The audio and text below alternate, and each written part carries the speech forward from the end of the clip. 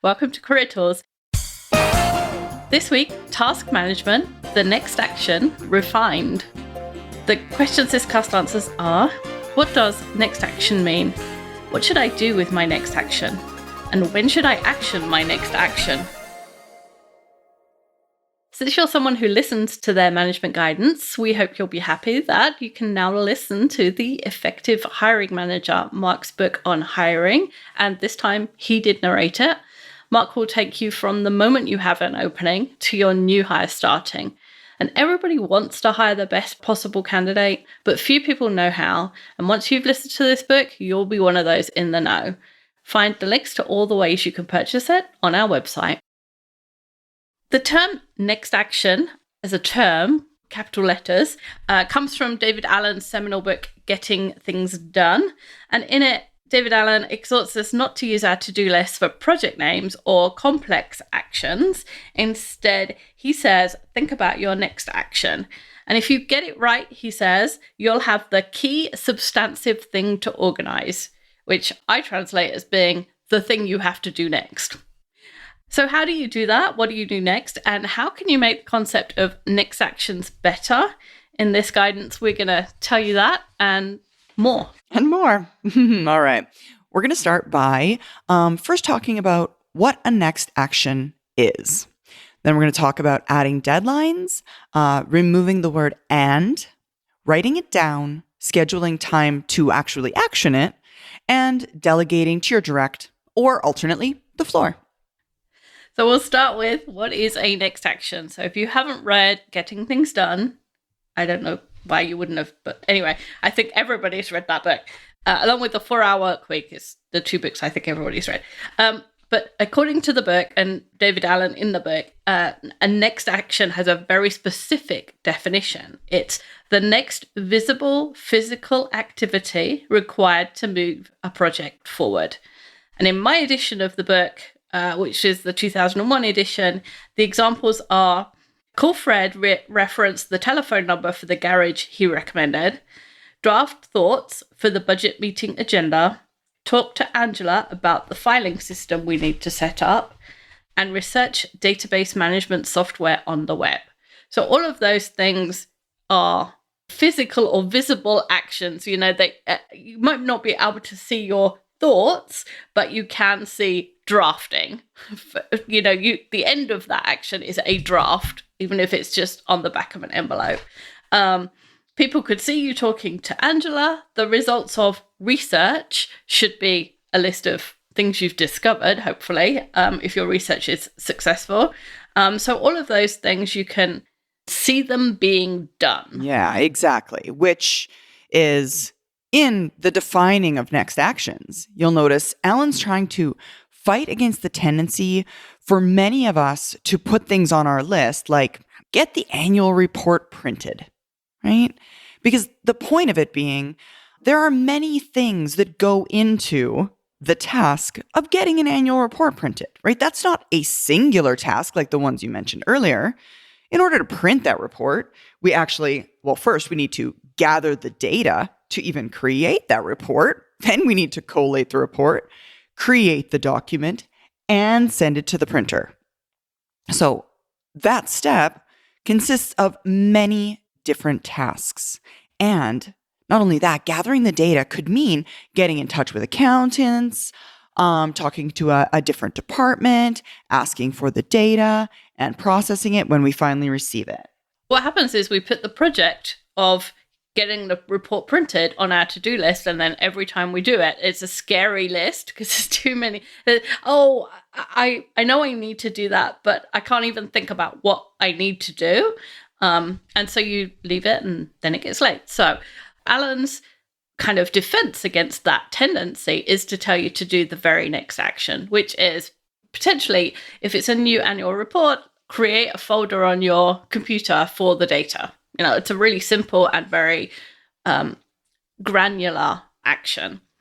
But if you've listened to us for any length of time, you'll have heard Horstman's Christmas rule, which says that anything that you do rarely and important, you are never going to get better at. And so to encourage people to get better at something when they're new at it, we tell them to just concentrate on the frequency, do it a lot rather than the quality. So if you think of a new manager who needs to give feedback, for example, which most people hesitate to do in the beginning, and of course they're not good at it because they've never done it before, apart from when they practice at the conferences with Sarah. Yeah. Mm-hmm. So what we tell them is do it a lot. Yes, you'll mess it up. We have a whole rollout process which tells you about telling your team so that they know you're going to mess it up and they know what you're trying to do, and they give you some grace on it. But we know you're going to mess it up because you've never done it before. That's why we start with 8 weeks of positive, right? Yeah, exactly. If you did 10 pieces of feedback every day for 8 weeks, that's 400 pieces of feedback. By the end, you'd be pretty good. It's good because you have time, you have opportunities to develop your technique. If you only ever give feedback in your head in the car when you're listening to a podcast, we can guarantee you're not getting any better. You're not getting better. So the point of this is we are sending managers out to give feedback, and we know they're going to do it badly, but we know that if they do it a lot, they'll get better. And this is the same kind of thing with David Allen. He knows that the problem is that people write projects on their to-do list and then can't action them because they don't know what to do first, or they don't have a kind of handhold on it to get started. And so what he's trying to do is help us with that first step by telling us to collect and define our next actions in a way that we can actually action them. And that's the volume part of getting better at something. All he's saying is go and collect all of your next actions and just break it down into something simple that you can do. Except once you've done that and you've got good at it, like getting good at positive feedback, and then you get to negative feedback, if you've done GTD for any length of time, or if you've been collecting next actions and you're good at putting actions on your to-do list rather than projects, there's more you can do to make that step better. And he hasn't written that he hasn't book. got there yet. So we're going to write it, or at least we're going to tell you in this podcast how, once you've got the hang of next actions, how you can make them better. Right. And the first part of that is adding a deadline. Every next action has to have a deadline or a due date, right? David Allen says that the only things that should go on your calendar, that is things that have an actual due date tied to them, are appointments.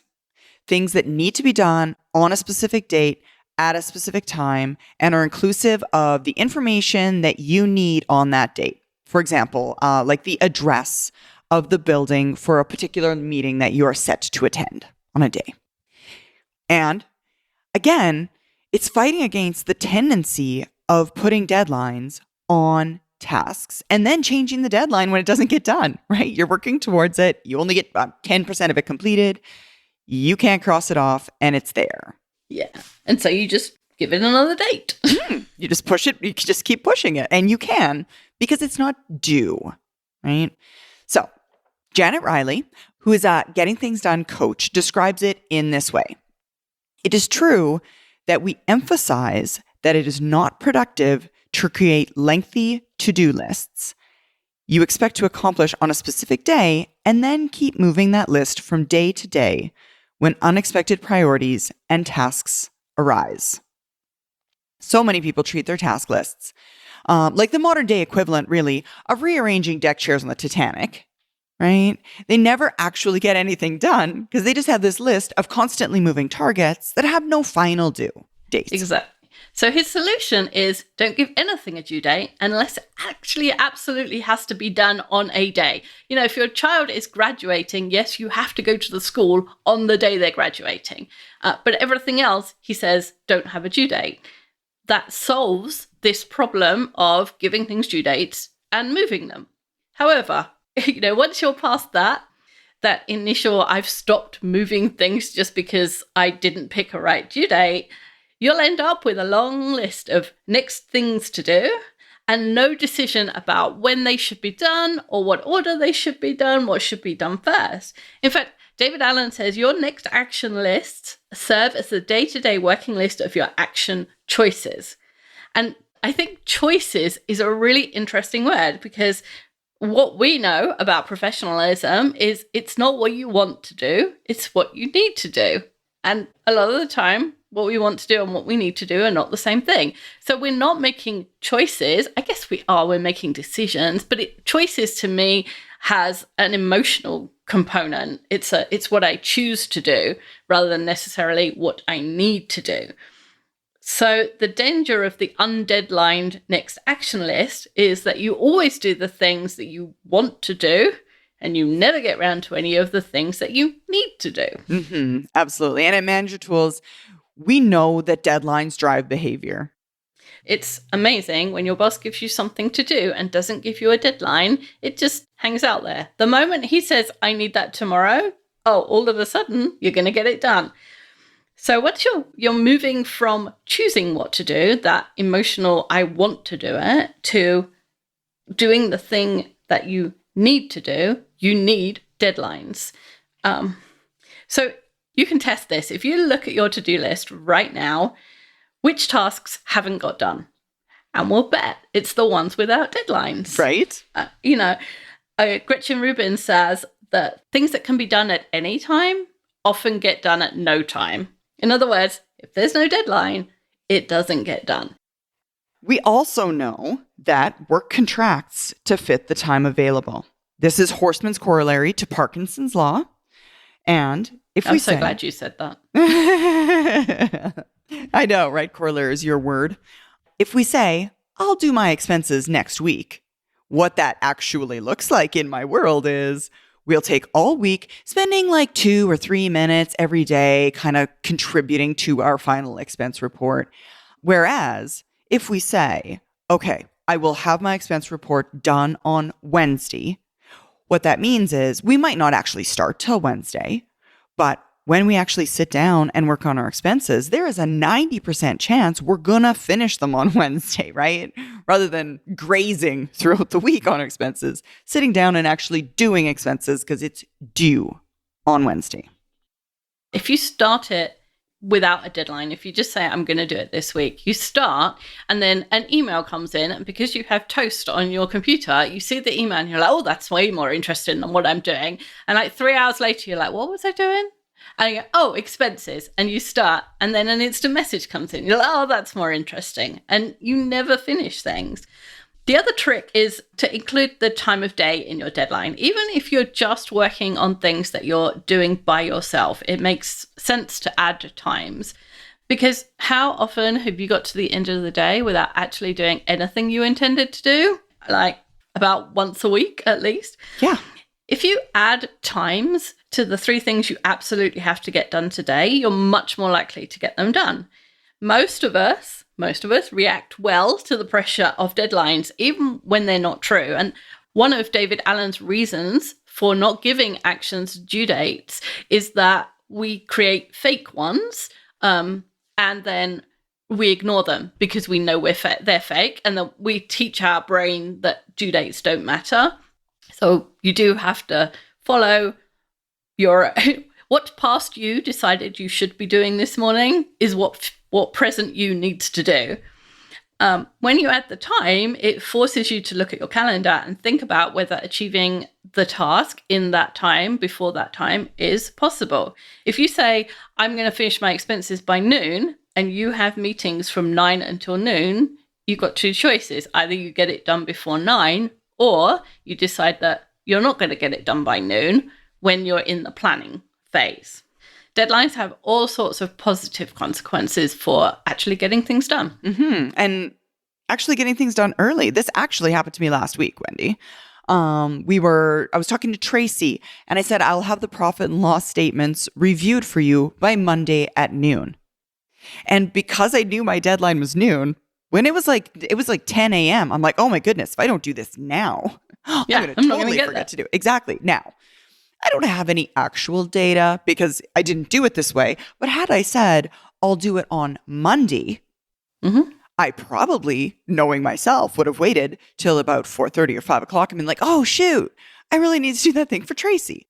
And not only that, that reviewing P&Ls needs some brain power. Yeah. And at 5:30, your brain power is much less than it is at 10 a.m., right? If you Yes. put times on things, you can then start to look at your tasks and order them by the amount of energy you need to do them or the low amount of energy you need to do them. And I know David Allen has context for that, but I also think that times help too. Mm-hmm. Absolutely. We'll be visiting Portland, Oregon, March 24th and 25th with our Effective Manager and Effective Communicator conferences. If you're familiar with our schedule, we only visit Portland once per year. So here's your chance. Register today at manager-tools.com/training. The next part of this then is something that we at Manager Tools actually deal with quite often, and that is the removal of and. Now, Alan doesn't specifically address this, except in the physical visible action would necessarily not have an and in it. Now, to be clear, no next action should have an and in it. It's true just generally of tasks everywhere, in that any task that has an and in it is actually by definition two different tasks. And what we're really doing is we're using an and to join those together. And in our joining of those two tasks, we make both of them harder. Okay? Now, especially for those of us, and I know I love crossing things off my to-do list. How do you cross 50% of a single task off your to-do list? It's impossible, right? Whereas two tasks, I get 2 credits. I get to cross 2 things off, and I love that. Yeah. It does sometimes make sense to put tasks together, but here's where it gets difficult. We'll give you an example. If my task was look in the glove box for gas receipts for expenses and the registration for my car for inspection. Looking in the glove box is one task, that's true, but it belongs to 2 projects. So when I find the gas receipts and the registration, what am I going to do? I have to make a decision about which project to do first. I either head to my desk to submit the expenses and then I bring the registration with me, or I put them both with my insurance ready for the inspection.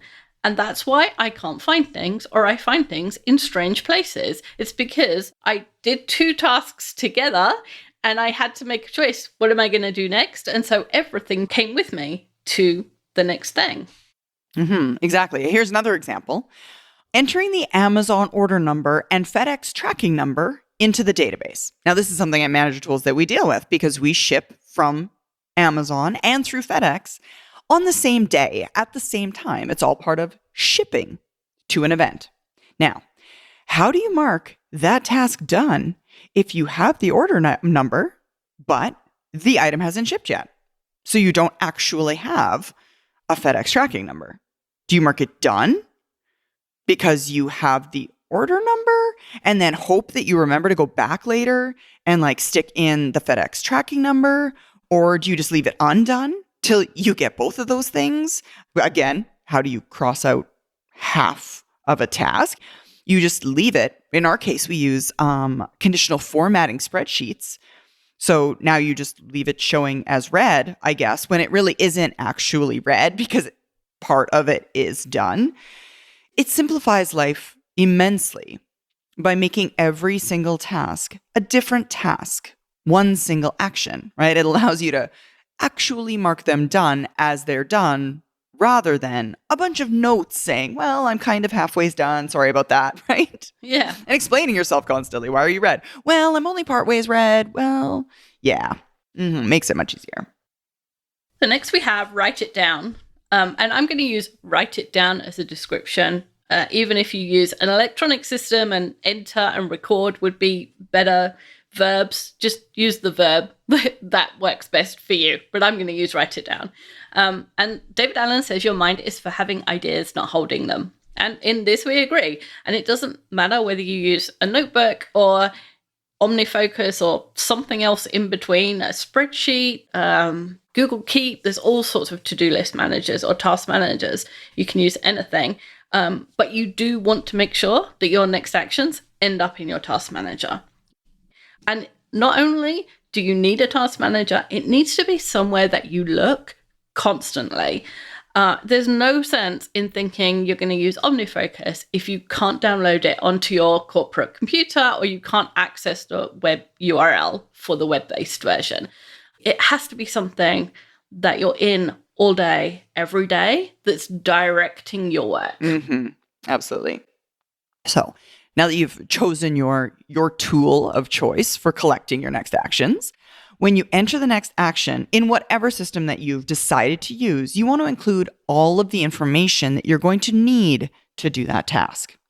So, going back to Wendy's example earlier, look in the glove box for gas receipts on Tuesday, the 5th of February at noon, in brackets, when I go to Mamacita's for lunch. I got to drive to Mamacita's. I'm in the car. I can look at the golf carts. And there's a bunch of reasons why we want to be so specific and add in all that detail. And the first is because while your shorthand makes sense to you now, it may not when you come back to the task. How many times have you done that? Yeah. If you doubt me, how many times have you taken notes in a meeting and then said, I don't know what I meant. I can't even read that word. I don't know what those 3 initials are for. Right? I know what that said when I wrote it, but now, in hindsight, I have no idea what that was about, right? It takes you then an additional 10 minutes to try and recall what you actually meant. Waste of time. Yeah, case closed. Put the detail in your task. Exactly. And second, and more importantly almost, you need to get it out of your head, right? The less time you spent thinking about and dwelling on in your brain, ooh, what's next? The more time you can actually spend thinking about creative solutions, other resources, how to do things cheaper, better, how to be more creative, just generally. You can spend some time experimenting with your next ideas and finding that next big thing if all of those trivial pieces of information get pushed out of your head. You don't need them to be there. You make space. And then thirdly, if you follow the GTD system to the letter, Alan tells you to have a list of next actions without a connection to the projects they belong to. And if you follow that guidance, you could end up with tasks that say, call Angela and ask what time the meeting starts, and no recollection of which meeting, what meeting you were referring to. I go to like 3 meetings a week with Angela. Yeah, exactly. And most electronic systems, if you use an electronic task manager, will allow you to cut the data by its attributes. So if you've got things tagged next action, you can sort those and just look at those. Or you can cut it differently and look at the projects with the next actions. But there's always a risk that your tasks get separated and become incomprehensible. So more information in the task itself is helpful. Mm-hmm. Absolutely. Guys, at the end of the day, big ideas need time. It's Bill Gates, who famously takes think weeks, right? Where he goes to a cabin in the woods and thinks for a week, right? Now, during one of those weeks, which seemed to many of us like, really? That's possible? Yeah, he thought of the idea for Internet Explorer on a think week, right? Warren Buffett reportedly spends 80% of his time reading and thinking. Would it be possible for you to spend 80% of your work week reading and thinking? And if you did, can you imagine all the things that you'd be able to do if you had that kind of time? It's the organization and the automation of the mundane that allows us to think and work at a higher level. If you're always trying to remember what you're supposed to be doing in your car on the way to lunch, you'll never spend that 10 minutes with your mind wandering and coming up with the solution to that knotty problem. It's like allowing your subconscious to speak to your consciousness. If your consciousness is thinking, where am I going and what am I supposed to be doing? It can't hear the unconscious mind who has all the solutions if you're a bit woo-woo like I am. I know my best ideas strike me either while I'm trying to fall asleep or more often in the shower. Did you know that they actually have whiteboards? That yes. You can, yes, exactly, Yeah. with the stickies on your wall of your shower. Yeah, and notice boards, like notepads. Yeah. Yeah. Because that's when your brain is finally freed up and you've written those things down, you've got them out of your brain cells are now free to dwell on those higher level actions. I find I get in the car, the moment I get in the car and my part of my brain is occupied by the driving bit, And then I'm listening to something, so part of my brain's occupied with that. And the final part of my brain just comes up with ideas. I get in the car, I get to the end of the road, and I've already had an idea, and I'm dialing. Thank God for Bluetooth, because now I can dial and say, hey, Mike, I just had the best idea. Hey, someone who's sitting somewhere that can write stuff down. Right, exactly. So once you've written the things down, now we need to schedule time to action it. And as we said earlier in the book, David Allen doesn't recommend putting anything apart from appointments and hard deadlines on your calendar. And many people take that to mean they should not schedule time to do those tasks.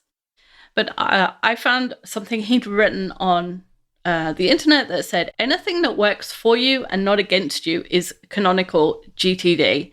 Usually when I recommend against something, it's because people too often take that something as a big should. And when they don't stick with it, it undermines self-trust. But a structure of a thought is not inherently good or bad, it's how it's used. His point being, don't take the instruction to only put appointments and hard deadlines on your calendar to mean that you shouldn't schedule time to do tasks if that will help you. Again, we said earlier the problem he was trying to solve for people was all the people who have all sorts of things on their calendar, overlapping, they have tasks with due dates that they made up, they're moving things from day to day to day. And so his solution was like, okay, we'll just get rid of all these problems and we'll just do the simplest thing. But you guys are past that. So now we can start scheduling time. And David Allen's okay with that. Yeah, exactly. And we know that no one out there that's listening to this podcast right now doesn't have too much to do, right? All of us have too much to do. Despite our focus on career and achievement, we don't believe that you need to work all of the hours that are on your clock, right? In fact, part of the reason for our guidance is to help you be more effective in order to enable you to go home at the end of the day, right? At Manager Tools, we say all the time, family first. Your time at work is limited. And if you want to make sure certain tasks get done during those appropriated work hours, scheduling them within the boundaries of your work week is just the way to go. Of course, the final part is once you've scheduled them, you have to actually do them. That's the other thing. You have to follow your calendar, do what past you decided you were going to do, whether you want to or not, whether you feel like it or not when you get there. And that's how you start to get ahead of your work. You look at next week and you look at all the tasks with a deadline during that week. And you can only do this if you have written down all of the tasks and given them due dates. And then you estimate how long those tasks will take and you Tetris them into your calendar without overlapping. And you have to leave some white space for unexpected things, for helping a colleague. As we said, nobody ever puts helping a colleague on their calendar. And you mustn't, don't forget the standing meetings and the email and phone calls and lunch and so on. And once you've done that, then you can see, oh dear, it doesn't fit. Oh dear, this math is not going to work. Exactly. So then that's why the last piece of this then is delegate to your direct or to the floor. Because if you work a 40-hour work week and there's 70 hours of work to do, you know why you're stressed, why you're working overtime, and why you're wondering why God didn't make a day 48 hours long, right?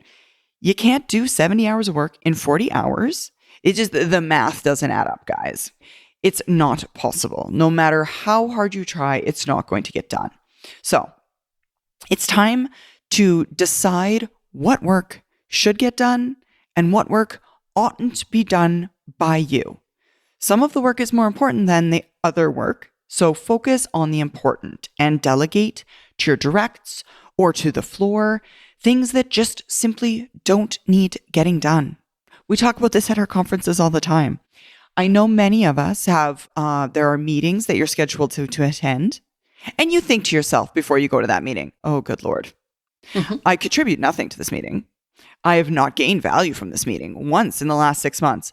Okay, guys, low-hanging fruit. Stop doing it. If you're creating a report right now and you think to yourself, I am doing this for my own personal well-being and no one's reading it. How do I know that? Last week, out of my 3-page report, I posted the first page, not the other 2, and no one said a darn thing. No one even noticed. Okay, so maybe you're the only one reading your report, okay? There are many Stop opportunities. Exactly. There are podcasts for it, for both things, for delegating to your floor and for delegating to your directs. But there is definitely an opportunity for all of us to utilize this skill more, for sure. And just think about the people that you think of as organized, in control, on top of their jobs. Do they work 70 hours a week? Probably not. Do they do everything? No. They do what's important. They do what only they can do. That's the model for you to follow. Writing a task down and giving a date is not actually a commitment to doing it. It's a method of getting everything out in front of you so that then you can decide which ones you're going to do and when you're going to do them. Mm-hmm. Absolutely. So, in summary, getting things done has a wealth of really valuable information, and you can find millions of articles on the web about it. There's groups that follow the practices of getting things done. However, it's all sorts of variations, and that's a rabbit hole you can go down. Forever, exactly. And if you took just one thing from the book, the concept and practice of next action would be the thing to take away. You don't have to implement, as Wendy says, you can go down this rabbit hole of getting things done. There's an entire system you can implement that you can get benefit from. But step number 1 is start by finding your next actions, write them down, and then schedule some time to do them and actually do them, of course. It sounds so simple. Why don't we all do that? Right? Why don't we all do that? It's so easy. Yeah. We don't. And we need practice. We need to get better at it. We need to remind ourselves that this is where we want to get to. And we'll all fall off the wagon and we'll all get back on and say, this is what I want to do. This is what makes me effective. This is what helps me get things done. So either if you've done GTD before, recommit. If you have never done it, start with the next actions. Thanks, Sarah. All right, perfect. Thank you, Wendy.